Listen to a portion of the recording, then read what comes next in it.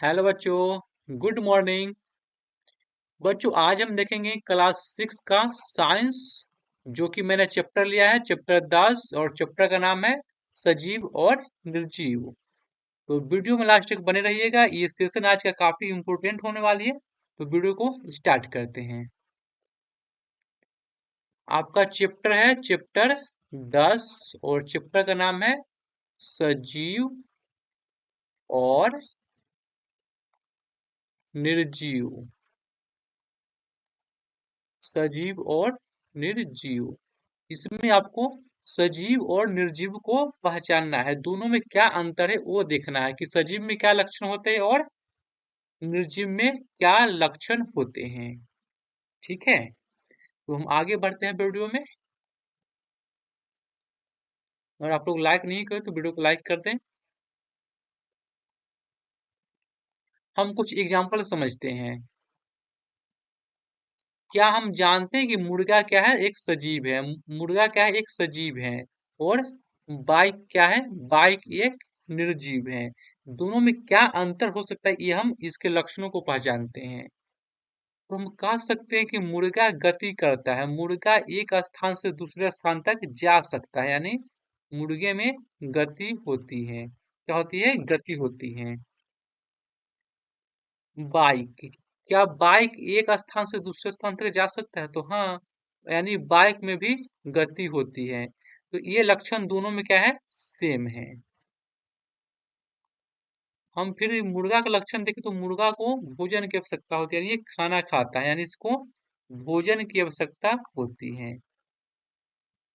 क्या बाइक में भोजन की आवश्यकता होती है?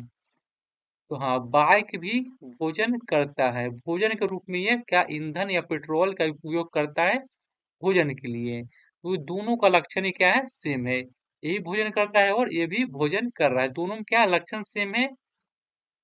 मुर्गा में वृद्धि होती है। क्या होती है? वृद्धि।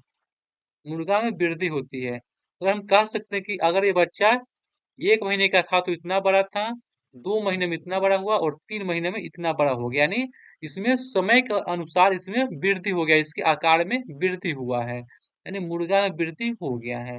लेकिन क्या बाइक में वृद्धि हो सकती है? क्या बाइक में वृद्धि होगा? अगर आज ये बाइक इतना बड़ा है तो क्या 5 साल बाद ये बढ़ के कुछ बड़ा हो सकता है? तो नहीं, ऐसा कुछ पॉसिबल इसमें नहीं, यानी बाइक में वृद्धि नहीं होती है। तो यानी ये क्या हो गया? निर्जीव हो गया। तो ऐसे कुछ लक्षण है जो कि सजीव को निर्जीव से अलग करते हैं। तो आइए उन लक्षणों के बारे में हम जानते हैं। तो इसको आप लोग नोट करेंगे, सजीव में पाए जाने वाले लक्षण। कॉपी में इसको आप नोट कर लेंगे, सजीव में पाए जाने वाले लक्षण। देखते हैं क्या क्या लक्षण सजीव में पाया जाता है। तो ये है कुछ सजीव में पाए जाने वाले लक्षण। जैसे में पहला लक्षण इसमें, सभी सजीवों को भोजन की आवश्यकता होती है। क्या है? सभी सजीवों को भोजन की आवश्यकता होती है। इस पॉइंट को आप नोट करेंगे, हर एक पॉइंट आप नोट करेंगे कॉपी में। सभी सजीवों में वृद्धि परिलक्षित होती है। सभी सजीवों में श्वसन की क्रिया होती है। सभी जीव क्या लेते हैं? श्वास लेते हैं, यानी वो श्वसन की क्रिया करते हैं। सभी सजीव उद्दीपन के प्रति अनुक्रिया करते हैं। सभी सजीवों सभी सजीव में जान होती है। सभी सजीवों में उत्सर्जन की क्रिया संपन्न होती है। सभी जीव वंश वृद्धि करते हैं। सभी सजीव गतिमान होते हैं और सभी सजीव की मृत्यु होती है। तो ये कुछ लक्षण है जो कि सजीव को निर्जीव से अलग करता है। तो इन सारे पॉइंट को आप कॉपी में अच्छे से नोट करेंगे। आगे बढ़े, चलते हम अगले पॉइंट की ओर।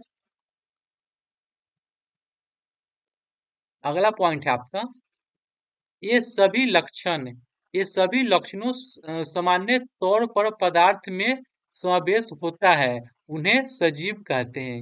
ये सभी लक्षण, कौन लक्षण? जो अभी हम पीछे देखे हैं, ये सभी लक्षण अगर कोई पदार्थ में समावेश होता है तो उन्हें हम सजीव कहेंगे।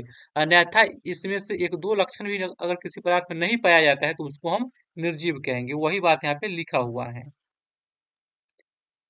ये सभी ये सभी लक्षणों का सामान्य तौर पर पदार्थ में किसी पदार्थ में समावेश होता है तो उन्हें क्या कहते हैं? हम सजीव कहते हैं। इन सभी लक्षणों में से एक दो किसी पदार्थ में मौजूद होते हैं परंतु सभी नहीं तो उन्हें हम क्या कहते हैं? निर्जीव कहते हैं। तो उसको पॉइंट नोट करेंगे। आगे चलते हैं।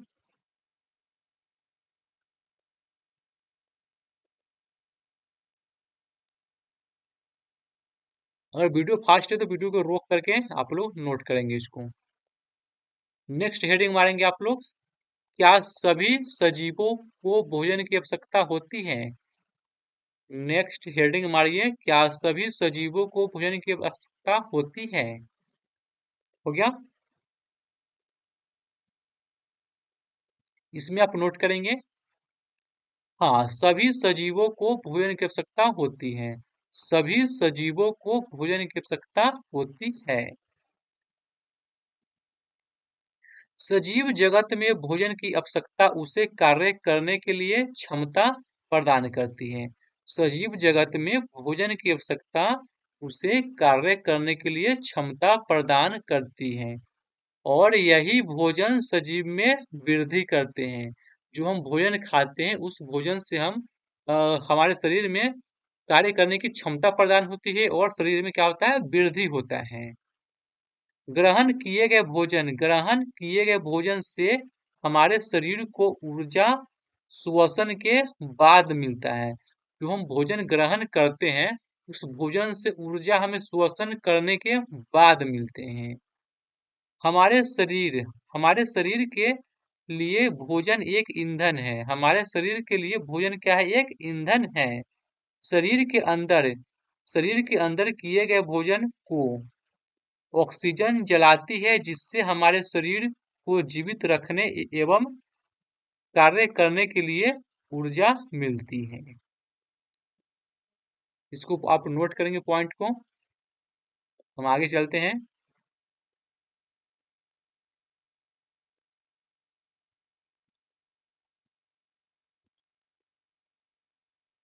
अगला पॉइंट है आपका। क्या सभी जीवों में वृद्धि परिलक्षित होती है? क्या सभी सजीवों में वृद्धि परिलक्षित होती है? नहीं, सभी सजीवों में वृद्धि परिलक्षित नहीं होते हैं। वृद्धि एक जैविक प्रक्रिया है। वृद्धि एक जैविक प्रक्रिया है जिसमें जीव के आकार, वजन और संरचना में वृद्धि होती है। वृद्धि क्या है? वृद्धि एक जैविक प्रक्रिया है जिसमें जीव के आकार, वजन और संरचना में क्या होती है? वृद्धि होती है। कुछ जीव कुछ जीवों में वृद्धि परिलक्षित नहीं होते हैं जैसे कि बैक्टीरिया हो गया, एक कोशिकीय जीव हो गया। ये जीव अपने आकार और संरचना में ये जीव अपने आकार और संरचना में वृद्धि नहीं करते हैं। कौन सा? तो बैक्टीरिया और एक कोशिकीय जीव। कुछ प्रकार के प्रोटोजोआ ये जीव अपने आकार संरचना में वृद्धि नहीं करते हैं। कुछ प्रकार के फंगस ये जीव अपने आकार और संरचना में वृद्धि नहीं करते हैं। जैसे में बैक्टीरिया हो गया, एक कोशिकीय जीव हो गया, प्रोटोजोआ हो गया और फंगस हो गया। इसमें वृद्धि नहीं होती है लेकिन फिर भी ये सब क्या है? एक सजीव है। हालांकि अधिकांश सजीवों हालांकि अधिकांश सजीवों में वृद्धि परिलक्षित होते हैं जैसे कि पौधे, जानवर, मानव। इसमें क्या होता है? वृद्धि परिलक्षित होती है। ठीक है, आगे बढ़ते हैं। जैसे बात करते हैं मानव की, तो क्या मानव में वृद्धि परिलक्षित होते हैं? जैसे ये कोई बच्चा था, 2 महीने का था तो इतना बड़ा था। ये जब 6 महीने का हुआ तो इतना बड़ा हो गया। 1 साल में हुआ इतना बड़ा। 5 साल बाद यदि इतना बड़ा हो गया। 10 साल बाद इतना बड़ा हो गया और 30 साल बाद इतना बड़ा हो गया। तो इसमें हम देख पा रहे हैं कि समय के अनुसार इसमें क्या हो रहा है? वृद्धि हो रहा है। यानी मानव में वृद्धि परिलक्षित होती है। मुर्गा की हम बात करते हैं। तो जब ये मुर्गा था 1 महीने का था तो इतना बड़ा था, 2 महीने में इतना बड़ा हुआ और 3 महीने में इतना बड़ा, यानी समय के अनुसार क्या हो रहा है, इसमें वृद्धि होती है। यानी कह सकते हैं कि मुर्गा में वृद्धि परिलक्षित होती है और मानव में भी क्या होती है, वृद्धि परिलक्षित होती है। लेकिन नहीं किसमें होती है वृद्धि? बैक्टीरिया हो गया, एक कोशिकीय जीव हो गया, प्रोटोजुआ हो गया और फंगस हो गया। ये सब सजीव है लेकिन इसमें वृद्धि परिलक्षित नहीं होते हैं। आगे चलते हैं।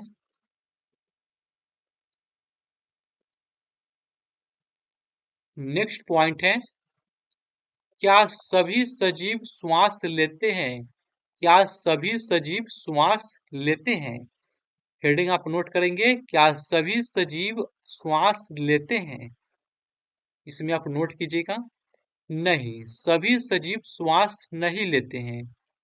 श्वास श्वास एक जैविक प्रक्रिया है। क्या है? श्वास एक जैविक प्रक्रिया है जिसमें जीव ऑक्सीजन को ग्रहण करते हैं और कार्बन डाइऑक्साइड छोड़ते हैं। श्वास क्या है? श्वास एक जैविक प्रक्रिया है जिसमें जीव ऑक्सीजन को अपने अंदर ग्रहण करते हैं और कार्बन डाइऑक्साइड को श्वास द्वारा बाहर छोड़ते हैं। कुछ जीव कुछ सजीव जो श्वास नहीं लेते हैं, जैसे कि बैक्टीरिया, एक कोशिकीय जीव और कुछ प्रकार के फंगस, कुछ प्रोटोजोआ, ये जीव ऑक्सीजन के बिना भी जीवित रह सकते हैं। तो ये सब श्वास नहीं लेते हैं। हालांकि अधिकांश सजीव श्वास लेते हैं, जैसे कि पौधे, जानवर, मानव ऑक्सीजन को ग्रहण करते हैं और कार्बन डाइऑक्साइड छोड़ते हैं। ठीक है, पौधे हो गया, जानवर, मानव, पक्षी, पशु, ये सब क्या है, ये सभी के सभी ऑक्सीजन यानी श्वास के द्वारा ऑक्सीजन को ग्रहण करते हैं और कार्बन डाइऑक्साइड को छोड़ते हैं। नोट हो गया? तो आज के लिए इतना ही, इससे आगे हम देखेंगे अगले वीडियो में। तब तक के लिए धन्यवाद।